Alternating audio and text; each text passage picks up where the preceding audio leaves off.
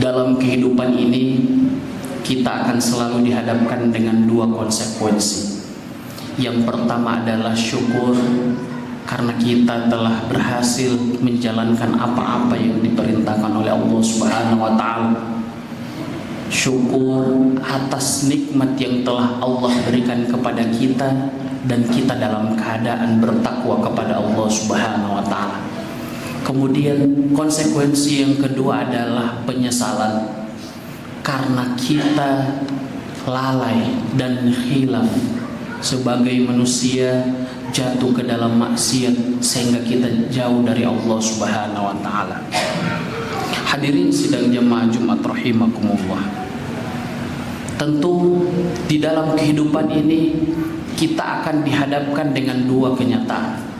Yang pertama adalah kenyataan manis dan yang kedua adalah kenyataan pahit. Kenyataan manis adalah hal-hal yang sudah kita lewati. Kemudian kita seringkali menganggap itu adalah nikmat dari Allah Subhanahu wa taala.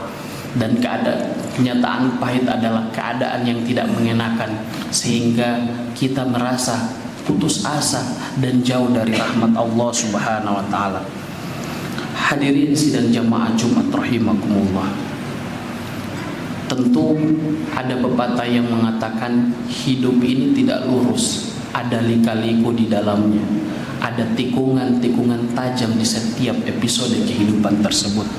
Maka sebagai umat baginda Rasulullah Sallallahu Alaihi Wasallam, untuk menyikapi itu sebagai umat muslim yang cerdas, kita harus bersikap sesuai dengan apa yang diminta oleh Rasulullah Sallallahu Alaihi Wasallam dan sesuai dengan apa yang diinginkan oleh Allah Subhanahu Wa Taala.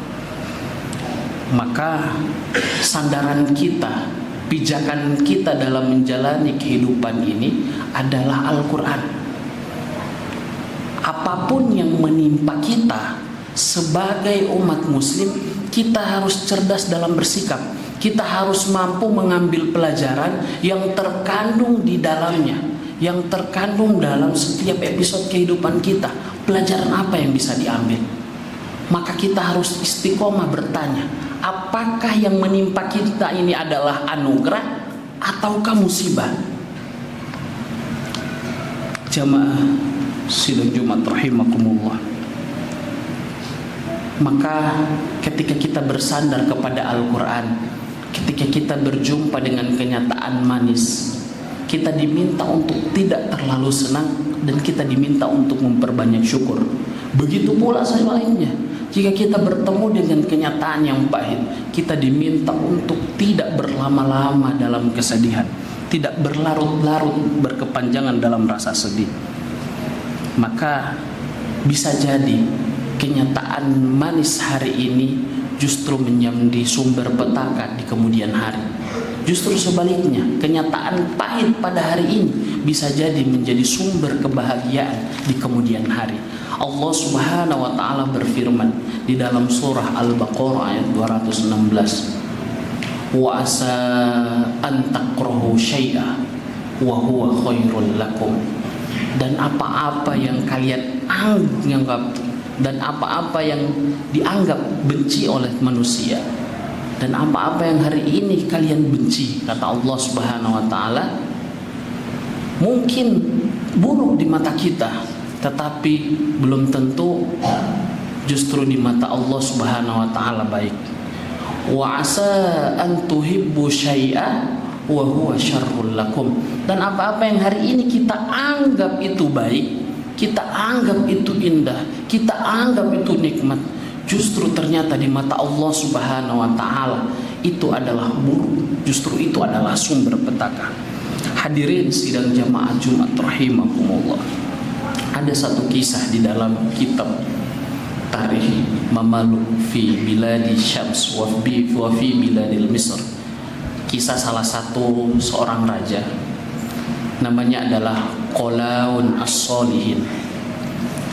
Qolaun As-Solihin ini memiliki ayah yang berasal dari kalangan budak. Pada saat ayahnya menjadi budak, ayahnya punya tekad yang kuat. Ayahnya tidak menyerah dan tidak gampang, tidak terima dengan nasib yang dia terima sebagai seorang budak. Dia menginginkan suatu saat dia akan menjadi seorang yang merdeka. Karena ayahnya Qolaun ini punya tekad yang kuat, akhirnya ayahnya ini menabung.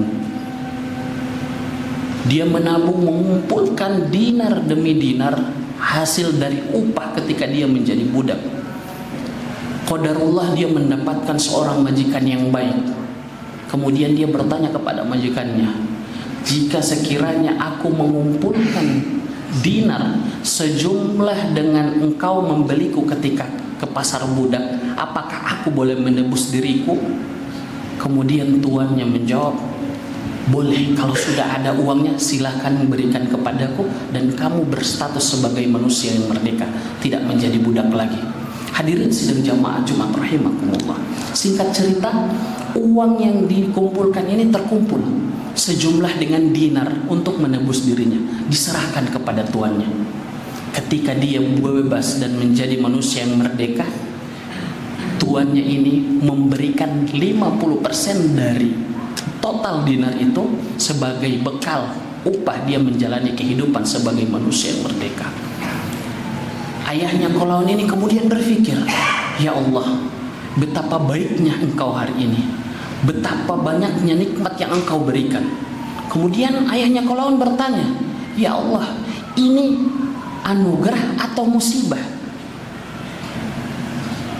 Yang jelas aku berprasangka baik kepadamu ya Allah. Hadirin sidang jamaah Jumat rahimakumullah. Singkat cerita, ayahnya Qolaun kemudian menikah dan lahirlah Qolaun ini yang calon raja Mesir kelak.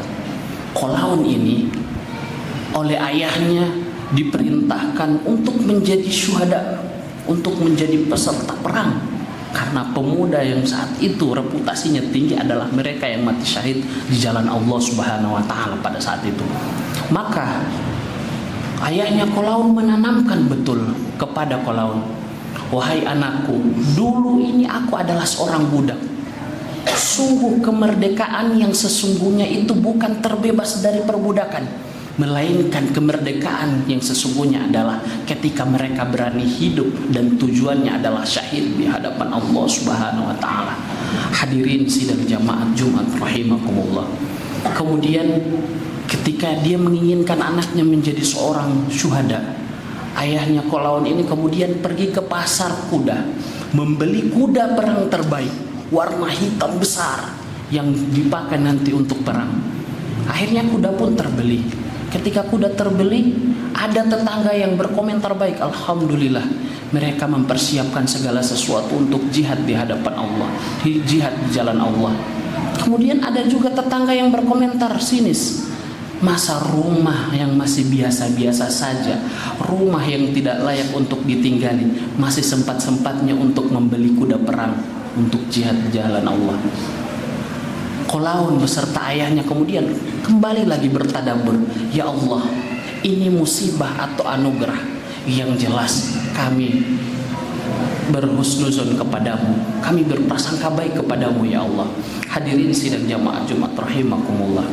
Kuda pun dibawa ke lapangan yang luas, dicarikan rumput hijau yang segar, dipastikan bahwa rumput yang dimakan oleh kuda itu dalam keadaan halal.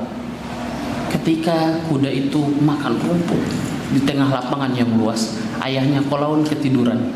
Qadarullah, ketika bangun dari tidur, kudanya hilang. Kuda yang diimpi-impikan dan dipersiapkan untuk perang hilang seketika. Tetapi ayahnya Qolaun sama sekali tidak sedih. Lagi-lagi dia bertanya kepada Allah Subhanahu wa taala, ya Allah, ini musibah atau anugerah? Yang jelas aku berprasangka baik kepadamu ya Allah. Akhirnya ayahnya Qolaun pulang dan menyampaikan kepada anak-anaknya, Qolaun, kuda perang sudah hilang. Yang jelas kita harus menabung dari awal lagi, kita tidak boleh pesimis. Kita menabung lagi kemudian membeli kuda untuk perang nanti. Ketika perintah perang datang, ada kuda dengan tidak ada kuda, kita berangkat jihad di jalan Allah Subhanahu wa taala.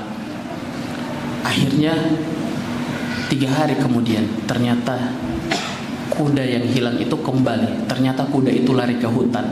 Kemudian kuda itu kembali dalam keadaan gerombolan. Karena kuda itu adalah kuda besar yang terbaik, akhirnya dia pulang ke majikannya membawa kuda-kuda yang terbaik, membawa pasukan, punya pengikut kuda-kuda tersebut. Akhirnya dalam waktu yang singkat, ayah Qolaun adalah menjadi orang yang paling kaya di desanya. Lagi-lagi ada yang tidak senang dengan kekayaan ini, dan ada tetangganya yang senang karena Qolaun mendapatkan rezeki dan nikmat dari Allah Subhanahu wa taala.